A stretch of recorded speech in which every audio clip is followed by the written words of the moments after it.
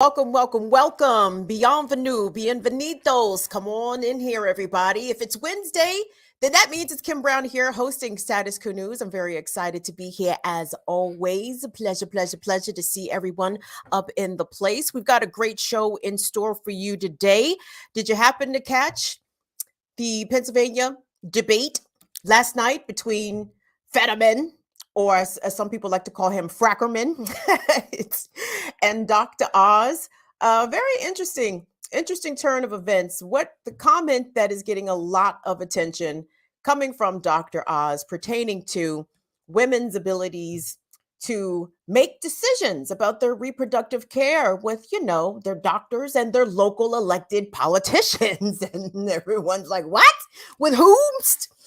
We'll talk about the comments. We're actually going to be joined a little bit later in the show with reproductive justice correspondent and a follower of the Supreme Court, journalist Molly Shah will be joining us to not only discuss the abortion comments made by Dr. Mehmet Oz at last night's debate, but also recent comments made by Supreme Court Justice Alito, who is so perplexed that Supreme Court justices' lives are potentially now in danger. They're receiving threats, and he doesn't think that should be part of the discourse. He doesn't understand why anyone would want to cause harm against their fellow citizens. And women and people who can get pregnant across the country are screaming, yes, justice. Why would anyone want to intentionally cause harm based on their position and their power and their ability to do so? We'll get into his comments a little bit later when Molly joins us in the show. But the first thing I wanted to do is, like I said, welcome everybody in. If you could please give the video a like, a thumbs up, comment, share, subscribe, become a member. And speaking of, if you are a member, you can hang out here tomorrow after the 5 p.m. broadcast. There will be a members only event. Yes, yes, yes. So please make sure your membership is in good standing. And then by good standing, we mean that it exists at all. So please sign up to become a member, become a patron, become a subscriber here at Status Coup. It is vital that independent left voices remain on the airwaves, and we have to support those outlets such as Jordan's, Status Coup here, such as myself. My channel is called Burn It Down with Kim Brown. I do my live show every Tuesday and Friday, 7 p.m. Eastern. You can also catch me over on Black Power Media for the Remix Morning Show, 8 a.m. to 10 a.m. Tuesday, Wednesday, and Thursday mornings. That is a live program as well, and we get it all the way live. But I wanted to start off today with the breaking news out of Georgia, or pertaining to Georgia. Herschel Walker. Woo, Herschel was busy. Herschel was getting busy, apparently not only on the football field, but out here in these streets, because now a second woman has come forth and said that the Georgia Republican Senate candidate indeed pressured her into an abortion. Let's pull up that Daily Beast article. And yes, we have some video to also confirm the situation. The woman who is going by Jane Doe made this admission today alongside her attorney, Gloria Allred, and released some voicemails, which on first listen just sound kind of petty. like, no, me and Herschel did used to go together. Listen to the voicemail where he sent me some flowers and said that he loved me. No, that's all well and good.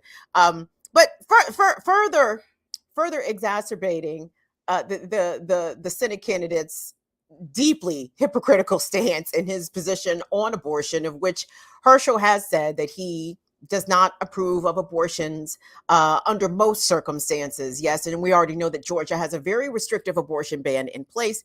Should Herschel get into the U.S. Senate, worser things could possibly happen for reproductive justice access and reproductive rights generally for pregnant people. But let's get into some of the videos posted by The Recount on Twitter, where I think the first one we're going to hear, let's play, I guess, the John Doe one, Jane Doe one, Colin, my apologies, the one that says Jane Doe, where we hear her speak, and then we'll hear the voicemail that Herschel allegedly left. This latest woman who says that she had a relationship with Herschel Walker and that he pressured her into an abortion. Let's take a listen. Herschel Walker says he is against women having abortions. but he pressured me to have one. I am coming forward now because I saw Herschel deny the allegations by another woman who claimed that he had paid for her abortion. And particularly, I saw him state that the woman's claims were not true because he never signed any cards using the letter H. I knew that was not true because he had often signed letters to me using H. Well, that is an excerpt of Jane Doe coming forward with the details somewhat of the relationship that she allegedly had with Herschel Walker. And now let's play the clip where she is sitting masked alongside attorney Gloria Allred. They're going to play a voicemail message, I'm assuming to confirm and verify that this woman indeed actually had a relationship with the ex-NFL star. So let's go ahead and listen to that. But before we listen to that, I have to say, when I first saw the clip, I said, Kamala? is that Kamala? Is that where Kamala has been? But you guys will see what I'm saying when we play the clip. Check it out. I was thinking about you. I don't know what I did. This is terrible. I'm calling from a restaurant. They the one who's got a phone that I can use that you can put something in and be able to call out. All the other phones, you have to have some kind of telecom card or something. I have the slightest idea what it is. But I wanted to call you on your machine and try to talk to you. What I can do is I'm going to try to call you back while I'm here, but I have to call you like early in the morning because it's late at night there when I'm up and the restaurant is open. But I keep trying to call you. I want to say I love you. Okay. For those of you who may have had a little difficulty hearing it, I'll be happy to tell you what it said. Hello there, my dear. Sorry I didn't call you when I first got here, but it's been a pain. I waited 6.5 hours at the airport till Edwin and Brian picked me up. We got here to this dump of a place. It's a ski lodge-like place. No phones in the room, no TV in the room, 4 people to the room, which is smaller than your TV, where your TV is at in the kitchen, put together, I think. And it's a dump. But I want to say, I love you. And I was thinking about you. I don't know what I did that's terrible. I'm calling from a restaurant. They're the ones who's got a phone that I can use that you could put something in and be able to call out. All the other phones, you have to have some kind of telecom card or something like that. Besides, I do what it is, but I wanted to call you on your machine and try to talk to you. What I can do is I'm going to try to call you back while I'm here, but I have to call you like early in the morning because it's late at night there when I'm up and the restaurant is open, but I keep trying to call you. I want to say I love you. Okay, bye. So this was part of a virtual press conference held today. Again, that is celebrity attorney Gloria Allred alongside Jane Doe, a woman who says she who had a relationship with Herschel Walker. The Daily Beast piece is pretty damning. Colin, let's slap that back up there if we could for a moment, because the piece goes on to detail, according to the woman, the time that, Herschel knocked her up and he insisted that she go to the abortion clinic. And apparently, according to this piece, she went to the clinic in Dallas, Texas alone, but she left in tears because she was unable to move forward with the procedure. And the Daily Beast reports that, according to the woman, Herschel Walker was unmoved. He drove the woman back to the clinic and pressed her out to get the abortion, and she ended up having the procedure. But just to be clear, Herschel was serious about not being fruitful and multiplying. And I don't mean to make light of the situation, because everything is indeed very serious, but it is hard not to look at this entire spectacle of a Georgia Senate race with Herschel Walker as the main clown featured and not find at least a tiny bit of entertainment value. I'm not finding entertainment value at this woman's expense, but what I find funny about the situation is that Herschel was utilizing, and these women were also utilizing their constitutional rights not to be parents, right? Herschel decided apparently on a number of occasions that he did not want to be a father to child's 5, 6, 7, 8, 9, and 10, right? He is perfectly within his realm to do so. Now, very clearly that contrasts blatantly with his stated political position. But again, y'all, we're talking about conservatives here now. Like their moral principles do not align with their policies. And I need everyone to be very crystal clear about that. It is impossible to hold conservatives to some sort of self-proclaim, like they proclaim this themselves, that they have the moral high ground. They never have. They never have. And that is a trick that they continue to play upon liberals, that somehow liberals are less caring about life. You don't care about the unborn. Look at you guys want to have abortions up until 9 months and in 3 weeks. You guys want to have abortions at 10 months, right? Outrageous shit that very seldom effectively those who are on the receiving ends of those attacks do not respond well, and usually the media, mainstream media especially, will allow those sort of assertions to be made by conservatives unchecked, right?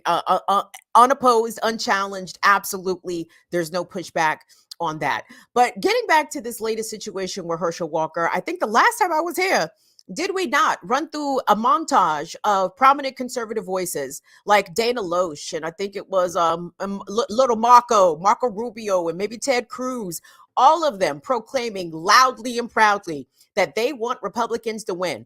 They do not give a single goddamn if Herschel is a huge hypocrite out here, because guess what? They're all damn hypocrites. They're all hypocritical about something.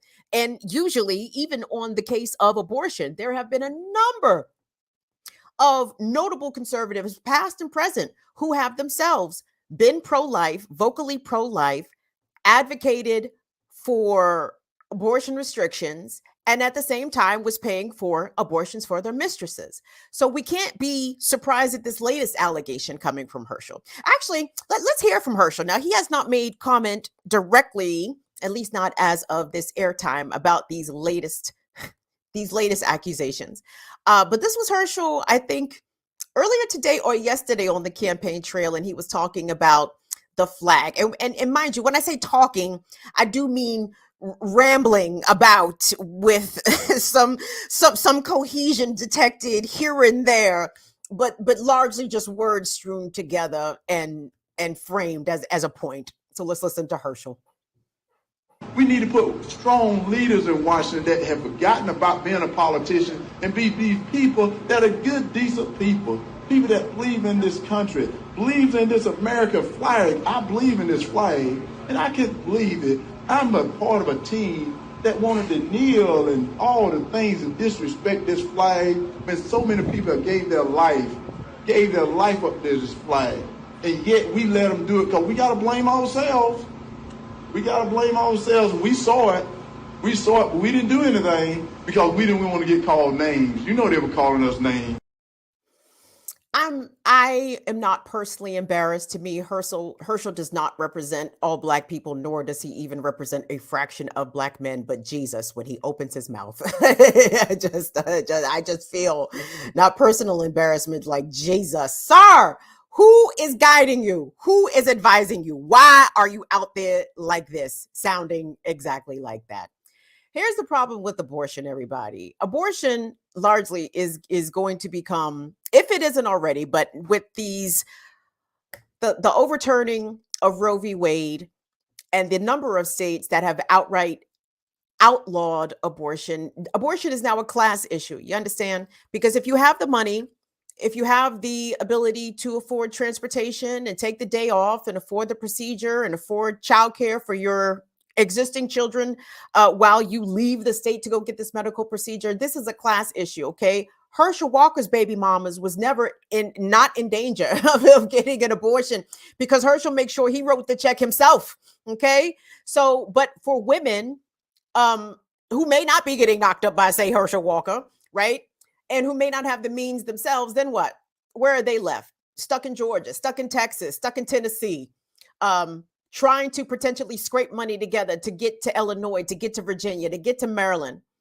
And if that's not possible, now these women are stuck with children that either they didn't want, or even worse, what if you are impregnated, you have a pregnancy, something goes wrong, and you require a medical abortion? You cannot even get one of those. Then it's not even up to, do you want to become a parent? Now this becomes a very much a life or death issue. And I want us to head a little bit in that direction, because the issue of abortion is going to be one of the pivotal issues of this midterm election. And in this election, the way that people decide to come out and vote specifically on this issue, I mean, sure, we could talk about inflation, we could talk about the economy. These things are all well and good. Do you guys understand that literally a significant portion of the population in about half the states in this country do not have the same rights as penis bearers? You understand?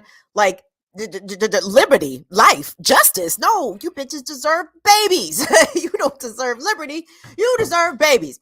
And that to me is part and parcel of why it is so important, I think, for people who describe themselves as leftists or even progressives or whatever, to try to reframe the argument about abortion, because you can't argue with people who either themselves refuse to acknowledge their own hypocrisies, who also will utilize the practice when it suits them themselves, but will try to regulate it for you. But what we are seeing from 21st century modern day Republicans is just a continuation of the hypocrisy of American democratic principles and all that has been here since this country's inception.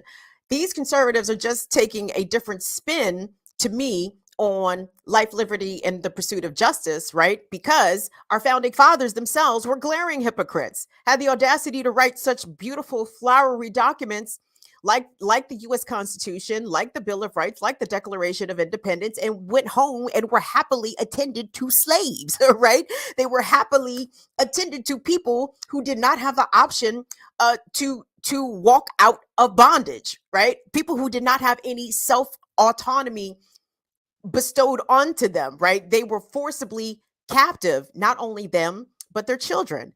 And also the ways, and this is a racial issue, there's a lot of ways in which this is, because at the end of the day, Black and Indigenous women never had legal rights to their children, right? Never had legal rights to their body, absolutely did not have any legal rights to their offspring, right? We see this in history quite a bit. But now it's different. Now the autonomy of white women's bodies has been threatened. And again, looking at it through the lens of both race and class, more often than not, the white women will be able to get that access to that abortion care if they have the ability or the means to leave the state. They will do so. But I want us to play a clip, actually, from a woman in Missouri who described herself as a former pro-life Republican, but who has now decided to endorse the Democratic candidate for senator in Missouri, strictly because of the issue of abortion. And this is what I think is going to be pivotal. I think we're going to see, conservative women tell their husbands one thing and then go into the ballot booth and vote the other way. This is what I see happening. But let's take a look at this campaign ad running in Missouri now. When my water broke at 17 and a half weeks, I found out I was going to lose my daughter. And my Missouri doctors weren't allowed to give me the care that I needed, all because of the mandate Eric Schmidt put into place. Eric Schmidt doesn't care about women like me, imposing a mandate that doesn't have exceptions for rape, incest, or health of the mother, and it could even send women and doctors to jail. He's just too extreme. I'm Trudy Bush Valentine, and I approve this message. Trudy, come on, True. I have no idea what Trudy Bush Valentine stands for. She has the surname Bush. I'm assuming she's connected to a lot of money. But that's a very effective campaign ad when you have a woman who formerly described herself as a pro-life Republican come out and basically say, but see, this is what kind of pisses me off. And again, this is why we have to reframe the argument around abortion when we're talking with conservatives, people who obviously lack empathy for others, right? They have tremendous either inability or difficulty to put themselves in the shoes of other folks and to see the world and perspectives and issues from views that differ from their own, right? So that woman now is pro-choice because abortion was something that she required in order to preserve her life. And it wasn't until abortion was an issue that impacted her directly. It was then and only then that she could see the humanity and the life-saving practice in this medical procedure, right? But before then, she was very happy to finger wag others and tell them life begins at conception and we have to fight for the unborn. She was very happy to do all that until she needed an abortion. And that is the bullshit. That is the bullshit that conservatives do. We have to make sure that we are doing the argument right, because they will make themselves morally superior when they have no moral high ground. If I thought this was America, people, if this is about liberty and the ability to, let's say, practice your religion as such, well, what if I have no religion? What if these moral rules being imposed on me if I live in a abortion restrictive state that's protecting life at conception? Okay, what if I don't believe life begins at conception? Now what? So now you're making me adhere to your religious beliefs. Oh, I see. I see. Let's get into a couple of these articles here, because I think the one that jumped out at me again, because there's a number of stories that have been percolating over the past couple of months. Let's go ahead with that Yahoo piece where the woman was in Missouri in this exact place. Yep.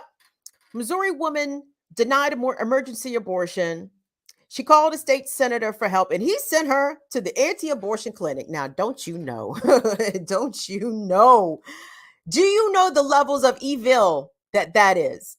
That regardless of if the mother's life is in danger, that the conservative policy position is to maintain the life of the baby at all costs, even if the mother dies, even if the fetus itself is not viable at whatever point that the medical emergency happened, at whatever point in the pregnancy the medical emergency occurred. States will still deny women the right to have a medical procedure that will save their life. And this is why the name of my show is called Burn It Down with Kim Brown, because there is no way I am ever going to uphold a democracy like that, right? First of all, you had no chance of me upholding this democracy as a Black person in America to begin with, because at least on paper, Black people only got maybe the full right of citizenship in 1965. That's not that long ago, huh? Would you know that both my parents, all four of my grandparents, were walking the planet in 1965? So prior to then, they did not have the full rights of citizenship. So that's not something that's far back in the history. That's not deep back in the past. That is right there. Touchable to all, right? So anyway, but now here we are with America very blatantly, and states and the Supreme Court allowing half of the country to deny women full autonomy and access over their body. So what democracy am I upholding? I choose violence. I choose violencia. Let's go to the other piece there, Colin, in Texas.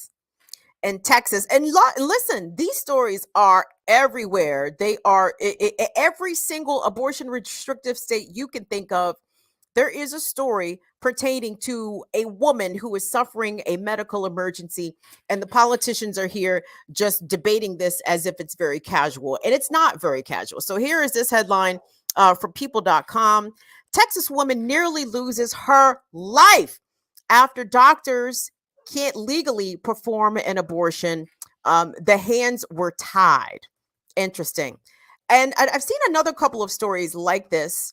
Hold on. Let me get into this, because this happened to Amanda Zorowowski, who was 18 weeks pregnant and out waiting near her home in Austin, Texas, when she felt abdominal discharge and what felt like water running down her leg. And Amanda actually went on to detail that she made an appointment with her doctor wasn't too worried at the time, and fairly was certain that things would be rendered as normal. But it turned out that her doctor had difficult news that Amanda was having, she had an incompetent cervix and had dilated too early, and she was told that miscarriage was inevitable. But unfortunately, she was not able to get a medical abortion because Texas has these higgy hagga laws. And honestly, if you are a person who is able to get pregnant in some of these abortion restrictive states, your healthcare is something that you actually ought to be very concerned with, because the number of obstetricians and gynecologists that are going to be able to be practicing medicine legally in your state, if they can't perform abortions, they're going to be leaving your state very soon. And in a lot of these rural states, we're already seeing obstetrics and gynecological deserts, because there literally are not enough doctors there. Places like South Carolina, Tennessee, Georgia, perhaps soon come to Florida, Texas, Arkansas. Doctors are going to be leaving if they have not already began this mass exodus, to be able to practice their profession and be able to provide life-saving medical care to women in need, if they have the specter of jail hanging over their heads. This is going to cause a healthcare catastrophe, already further exacerbated by COVID and staffing shortages and the other things that are impacting our healthcare system. But if we're going to have an epidemic of pregnant women who perhaps are not able to bring pregnancies to term, and they live in abortion restrictive states, and they're too poor to travel out of state to get access to that health care, we're going to see a femicide, right? I mean, not women. Well, I guess you can call it an intentional femicide. If we are allowing women to die when their lives could be saved otherwise, how else would you describe that, right? Besides femicide. Is Molly with us? We are going to be talking about the comments made, speaking of women's bodies and wayward men and politicians. We're going to be talking about the comments made at the Pennsylvania Senate debate last night between Lieutenant Governor John Fetterman and TV Dr. Mehmet Oz. And now I'm joined by reporter Molly Shah, who has been covering the Supreme Court and covering issues of reproductive justice for The Real News. You can go to therealnews.com and check out some of Molly's work. She joins us today from Berlin, Germany. Molly, welcome. Hello, Kim. Good to see you as always.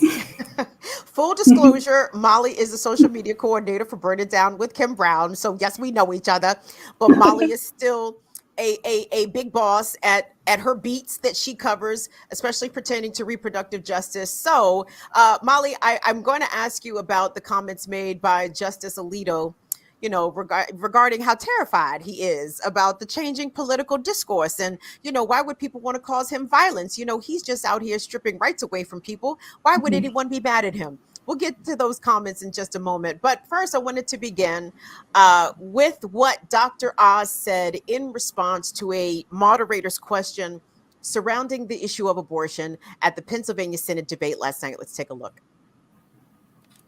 What are your thoughts on Alabama and these anti-abortion laws that they're passing in Alabama? I'm really worried about it. There's going to be a big sucking sound of businesses leaving there. It's a big time concern because I went to medical school in Philadelphia and I saw women who'd had coat hanger events. I mean, they're really traumatic events that happened when they were younger, before Roe versus Wade. And the other thing is this whole thing about heart beating.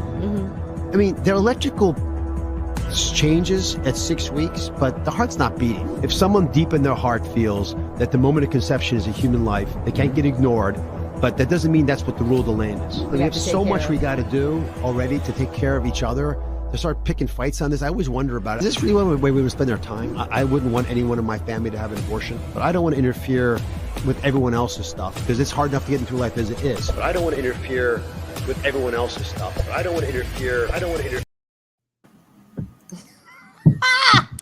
I've not seen that before, Colin. That's cute. I'm assuming that's an attack ad, yeah? Yes. So anyway, interesting. Do we have the Senate? Do we have the comments from the debate last night? think about it. That's what I downloaded from that. So I think the link switched up. Oh, that's weird. I'll see if I can find it. Give me just one. Okay, we'll take our moment. But Molly, there's Mehmet Oz making what sounds like to me very rational observations around abortion, but that is not the position that he has taken now that he is the GOP candidate for Pennsylvania senator. Yeah, so a woman, your doctor, and your elected official. That's like who should be in the hospital, or, in the examining room with you is your elected official and your doctor. Like, maybe just your elected official at this point. Why do we even bother? Because I'm listening to, first of all, obviously that attack ad, I would love to know where that attack ad came from. It looked like perhaps he was being interviewed somewhere on XM or whatever. And I'd like to know. I have the correct video now. Apparently tweets, you can put 2 videos in one tweet now. So that's where it came from. A madness. Okay, well, here are the debate comments from last night. Let's take a look. You say that you're pro-life, but you do support abortion exceptions in the cases of rape, incest, and to protect the life of the mother. Aside from those 3 exceptions, should abortion be banned in America? 60 seconds. There should not be involvement from the federal government in how states decide their abortion decisions. As a physician, I've been in the room when there's some difficult conversations happening. I don't want the federal government involved with that at all. I want women, doctors, local political leaders, letting the democracy that's always allowed our nation to thrive, to put the best ideas forward so states can decide for themselves. You say that you're... So there's Dr. Oz saying that he wants women doctors and local elected officials to help women make these decisions. Apparently, these are decisions by committee, Molly. Your thoughts on what Dr. Oz had to say, especially contrasted with that attack ad in his positions that he made there. This is him walking back from what he said during the Republican primary. So this is actually his moderate position. You've got his 2019 position and then his really extreme Republican primary position. And now he's on this oh no, I'm not for a national abortion ban. That's basically, I think, what he was trying to say, that he's not for a national abortion ban, which okay. But Pennsylvania does have a movement. And if Pennsylvania loses control of its legislature or of its governorship, there is a very good chance that they could outlaw abortion in Pennsylvania. I made a chart at one point that was states that were sort of in a risky zone, and Pennsylvania is in a risk zone. It's not one of the highest ones for the likelihood to have abortion banned, but it is in a risk zone. So when he's saying that, it should be your local official, he's saying, oh, the states should control this. And I'm not sure. To me, it's I don't want the state of Pennsylvania to be in charge of my uterus any more than I want the, United States Congress to be in charge of it. I sincerely doubt that Oz, if there was enough movement to pass an abortion ban through the U.S. Senate, that he would be the one that would stop it. Maybe if he was oh, we have, 55 votes against it, we'll let Oz, vote against it. But if they were going to pass it and they needed his vote, he would pass a nationwide abortion ban. And just to be clear, that is their intention. They absolutely intend to pass a nationwide abortion ban. Right now, it's a little politically untenable. They don't have, the Congress, they don't have the White House. But they intend on getting those things, and they intend on pushing through a national abortion ban. And they have stacked the courts to make it pretty much have a really good ability to stand up if they pass it.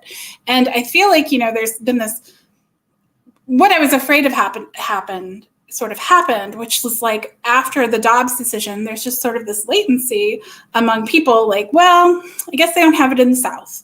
And that is not their plan. Just to they're starting off slow, and they kind of got lucky with how a lot of these laws are built and how they've been challenged, which is it's sort of this slow trickle. It's okay, we're going to lose Oklahoma, we're going to lose Texas, we're going to lose Kentucky, we're going to lose these states, and it sort of came slow. It wasn't all at once everything shut down. Some of them shut down after 30 days. Some of them had lawsuits and they continued, and some of them, I think Michigan was able to actually overturn some of their laws that they had. So it's just been a trickle, but it's a significant geographical area. And then it's also a significant number of people that aren't able to access abortion care. And they don't intend on stopping here. And when you say that, if you had taught 10 years ago, people were Roe is Roe, they're not gonna be able to stop it.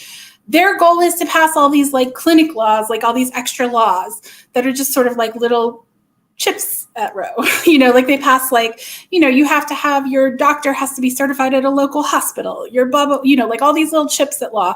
And there was even like a case where a lot of those got rolled back. Seemed like to be a victory, but the Republicans and the, like Christo-fascist rulers of our country, they are playing a long game, and they absolutely intend to outlaw abortion in the United States. So like Dr. Oz, which just seems ridiculous to me that he's gonna like maybe be a senator. But Dr. Oz like saying, oh, it should be just local, that is not what they intend to be. And he is in a party and has taken positions that is not what he thinks it should be.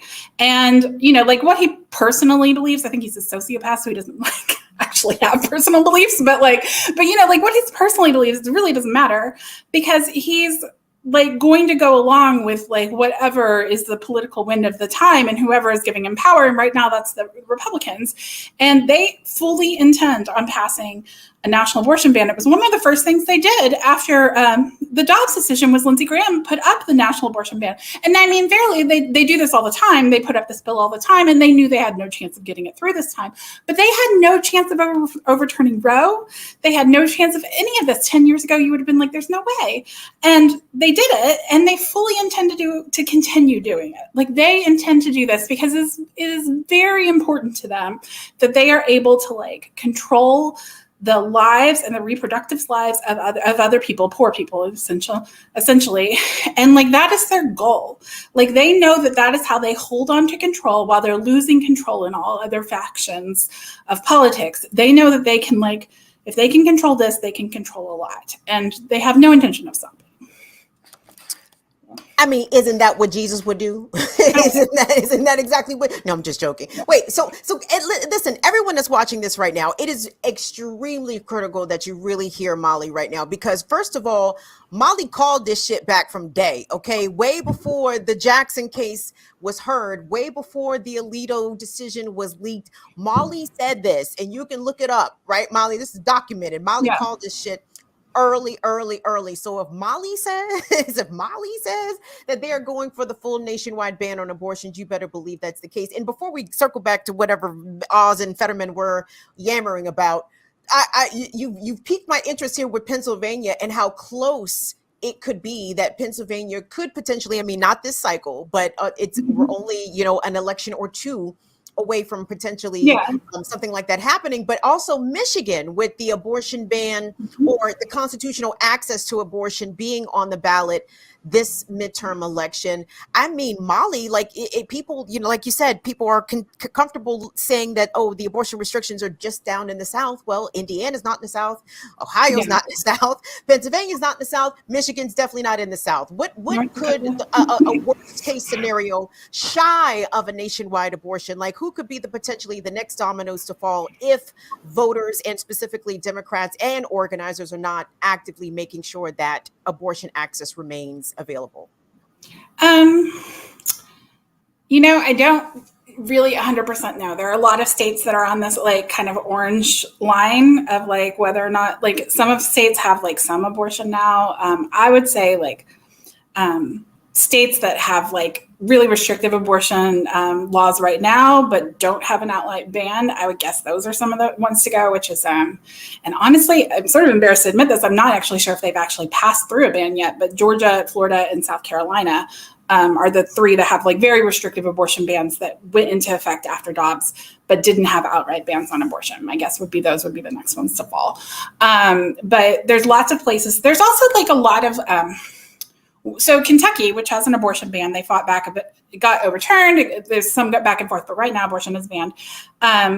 They have a constitutional amendment coming up too, where they're trying to say that only the legislature can control abortion law in Kentucky.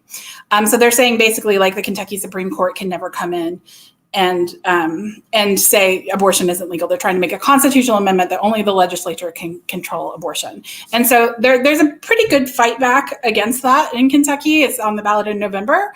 And you know, like as to whether, so there's just a lot of these like little chippings away. So like if they do this in Kentucky, and there's a lot of stuff like this in different states where they're trying to steal away from the courts, that they don't feel like they have total control over the courts. And they're trying to just consolidate this power as much as they can with themselves. And they have no qualms, of course. I mean, like this is my constant refrain against the Democrats is the Republicans have no qualms understanding that politics is about power. And the Democrats seem to think politics is about like, I don't know, making friends. It's like very confusing as to what they think politics is. Politics is about power, and the Republicans understand that. They understand that hypocrisy doesn't matter. They understand that none of this stuff matters. What matters is the acquisition of power, and they are incredibly good at doing it. And there's a lot of states that could go, you know, like the way Virginia, you've got like. I'm sort of embarrassed because I have not kept up on like, at one point I had a list of like who was going which way, but it's so many states. First of all, you're definitely right about South Carolina, because I was kind of following loosely in the South Carolina legislature. They were trying to make, I think, a ban at 6 weeks, but they weren't able to come to agreement. So whatever it was, it shall remain until the next session, right? So they do plan on attacking it again. I know Glenn Youngkin, the governor of Virginia, the Republican, you know, right-wing nut job or whatever, he has, you know, started to talk about potentially a ban on abortions there at 15 weeks. The Democrats in the Virginia state legislature are determined to hold that majority there in the state house to try to make sure that Virginians have access to abortion. So I know, Molly, I mean, it's constantly evolving, but at the start of this whole kerfuffle was Samuel Alito, your friend, your boy, your homie. I'm just playing. Don't fight me, Molly. I don't want the smoke. But Samuel Alito, the justice, whose draft decision overturning Roe was leaked, and of course the courts were the court, I should say, the Supreme Court was all in a dither because all of a sudden their addresses got plastered on the internet, and all of a sudden they had angry people out front of their homes doing peaceful but boisterous demonstrations, which of course, according to the constitutions, they are actually allowed to do. But he made recent comments, you know, and it just sounded like, well, I'll let everybody ascertain for themselves exactly what it sounded like. But let's hear the clip from Justice Alito decrying the political tensions and wham. So one of the most remarkable features about the court in an age of incessant leaks is the confidentiality that long covered its internal deliberations. Unfortunately, that changed this last term with the horrific and completely unprecedented leak of your draft majority opinion in Dobbs. How has the leak affected the court? It was a grave betrayal of trust by somebody, and it was a shock because nothing like that had happened in the past. So it certainly changed the atmosphere at the court for the remainder of last term. The leak also made those of us who were thought to be in the majority in support of overruling Roe and Casey targets for assassination, because it gave people a rational reason to think they could prevent that from happening by killing one of us. And we know that a man has been charged with attempting to kill Justice Kavanaugh. It's a pending case, so I won't say anything more about that. But that was last term. Now we're in a new term. I think that all of us want to, all of the justices, and I think the people who work in the building, we have a wonderful staff, I'll add that, want things to get back to normal, the way they were before all this last term, before COVID, get back to normal to the greatest degree possible. And that's what we hope will happen. And I think everybody is working on that. You know, during my 16 years on the court, the justices have always gotten along very well on a personal level. I think the public, when they read our opinions, probably misses that. We sometimes, you can see by reading those opinions, we sometimes disagree pretty passionately about the law, and we have not in recent years been all that restrained about the terms in which we express our disagreement. I'm as guilty as others probably on this score, but none of that is personal, and that is something that I wish the public understood. What is personal is women being denied autonomous rights over their bodies and over their own health care. And Molly, Sam Alito just doesn't understand, why is everybody so mad at Sammy? What did Sammy do? But he said a couple of interesting things there. First of all, saying that, you guys might be surprised that all the justices pretty much get along. I'm not surprised at all that the elites get along with each other at all. You all have the same interests by and large. But when he talked about the justices potentially being targets for assassination, we know that in the few ways that Republicans and Democrats bipartisanship can instantly activate itself is on military spending votes. They immediately passed a bunch of laws for cops, funding the cops, yes, and making sure that even more cops get some money by protecting and adding additional security for not only the Supreme Court justices, but for their families as well. I will play this very quick clip from News Nation several months ago when, again, the House, the Senate, and the president jumped to it when there was some civil disobedience outside of the homes of Supreme Court justices. The rest of the institutional elites rallied together and says, no, we cannot have that. Let's take a look. Justices have already had 24/7 security to include U.S. Marshals outside their homes. That came in the days after this leak. The bill to extend security to family passed the Senate unanimously last month, but this was held up in the House, where Democrats wanted to include protections for other court employees as well. But with an official decision on the abortion case due any day from the Supreme Court and more protests expected when it happens, pressure was building on the House Democrats to act quickly. It should not have been this hard or taken this long. Every single person in the Senate voted for it. Republican, Democrat, Independent. And it sat here for a full month. Assailants like the man arrested recently for allegedly plotting against the life of one of our justices are a threat to our democracy, but with the right security, they can also be stopped before they inflict harm.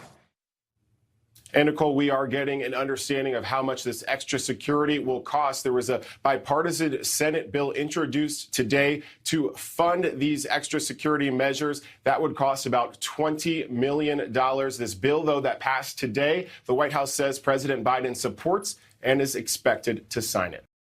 And sign it, he did. And it's very funny, Molly, to hear them describe the threat against Justice Kavanaugh's life as Justice Alito said, this man attempted to kill Justice Kavanaugh. Just a quick friendly reminder, this man called the police on himself. He called the police on himself. So I don't think the police needed an additional $20 million in security to protect the justice. He needed a really nice phone, Cam. He needed a nice phone to tell on himself. So let's be clear. The cops didn't stop shit. The man called and told on himself. But anyway, Molly, the pearl clutching from the institutions and then specifically from Justice Alito, he don't understand why everybody picking on the Supreme Court.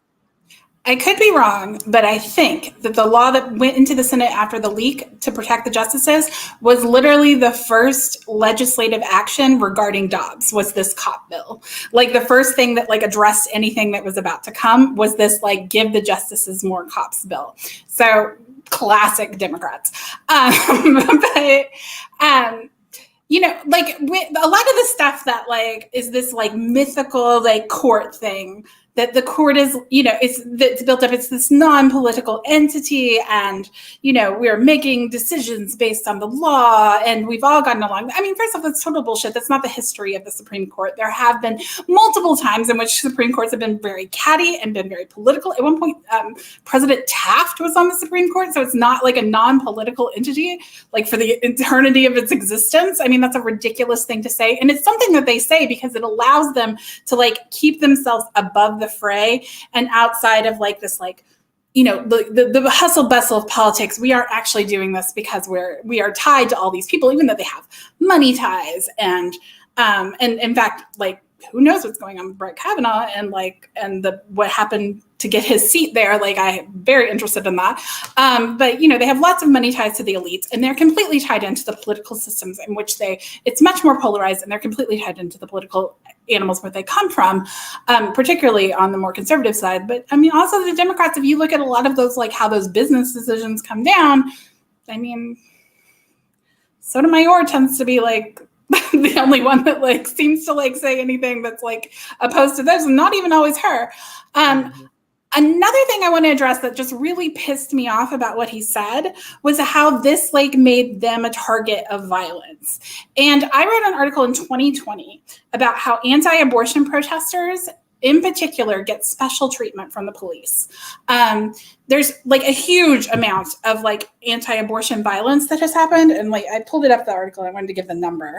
Okay, so since 1977, there have been 11 murders tied to anti-abortion activists, 26 attempted murders, 42 bombings, 189 arsons, and 11,905 incidents of clinic violence. And that's according to the National Abortion Federation, who has tracked since 1977. And it's probably an undercountment of everything, but maybe murder and bombing and like things that are very, of those things.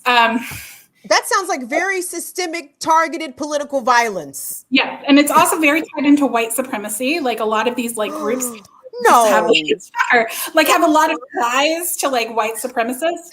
No, in fact, I don't believe that. The first time George Tiller got shot, the person that shot him was a white supremacist.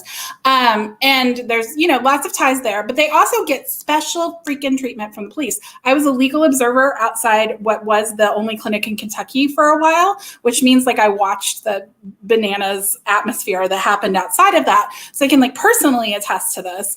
Like, it's just, it's just things that I have been involved in protests my whole life and would never get away with the stuff that like anti-abortion protesters are allowed to do to people on their way to the doctor.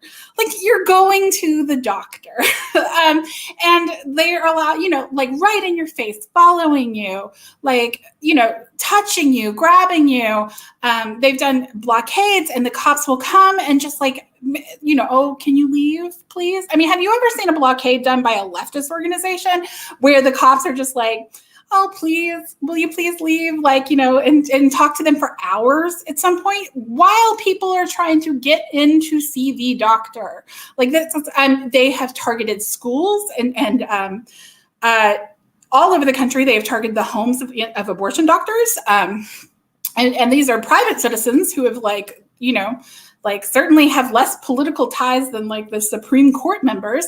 And like, it's just so hypocritical to be like, oh my gosh, we are the subject of violence now, when violence has been happening from anti-abortion protesters at a huge level and been ignored by police almost across the board for decades.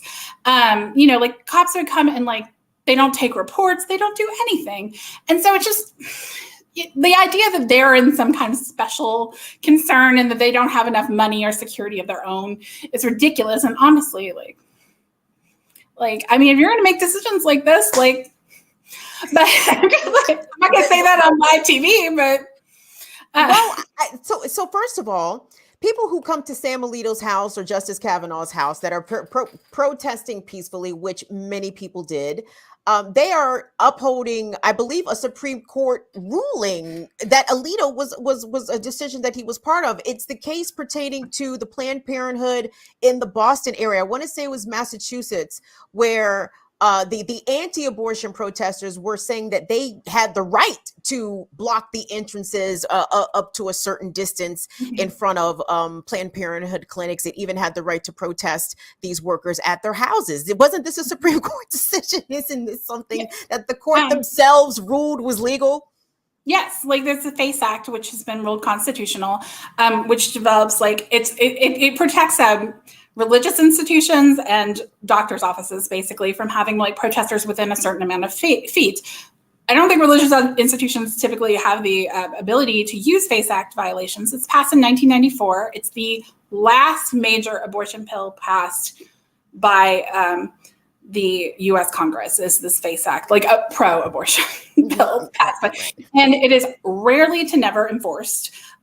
There's all kinds of like RICO cases you could basically file based on like FACE Act violations that they do not do. And if you look at like how long the U.S. Senate was in control in Democrats from 1994 to 2022, what is it? At least half the time, like where you have control of the Congress, and a lot of times at the Obama years, you have 8 years like of the presidency, and you know, there's just like this long like history of like nothing being done to protect like to pass any affirmative abortion laws, and you know, like nobody is helping anyone here. So to do anything, it's just ridiculous. I feel like I got a little off track there, but I always get mad when I think about the FACE Act, because it's like the last one was when I was 14, you know, like it's like the last protection for like abortion at a national level. I mean, it's pretty remarkable because, you know, ideally, I think living in America, we are conditioned to expect for things to become more equitable, more just, allegedly, again, but this is the mythology, this is the public relations that America sells us, that this is the land of opportunity, this is the land of freedom, this is where, you know, this is not Iran, right? You don't have to wear hijab, this is where girls and women have rights here. The fuck they do, not anymore. And going forward, chances are those rights are going to continue to be further eroded. So it's very rich to see America finger wag places like Iran and wherever else. Meanwhile, women are being oppressed right here legally from the courts, from the Congress, to people aspiring to political office. Women's rights are going down the toilet and fast. And Democrats are not doing an efficient enough job of trying to either reverse this or stymie it or do anything like that. So I feel like whenever I talk on abortion, I'm honestly not interested in what the Republicans are doing. I understand their game. I am immensely frustrated with the Democrats because like they run on and raise massive amounts of money regarding abortion. And like that includes like a lot of their nonprofits that are very closely attached to the Democrats do this too. And they have like utterly failed, completely failed across the board, a disaster. And there is no self-accountability, which I mean, of course there's not, I guess, but like there's no accountability for them at all other than like vote blue, like give more money to this group, give more. And these groups failed. Like there's a massive failure. It's a public health catastrophe. And like, there's no accountability towards the people that caused it. You know, I mean, like the Republicans, sure. You know what they're doing, but the fact that you're not willing to use power because you're more interested in reserving the use of power for rich and powerful people than you are for everyone is just like a shameful act on the Democrats' part. Molly, last question before I let you go. So Roe was overturned. The Supreme Court did what it did. The states that have restricted abortion access have done what they've done. Buyer's remorse. Are we seeing any sort of maybe we shouldn't have did this?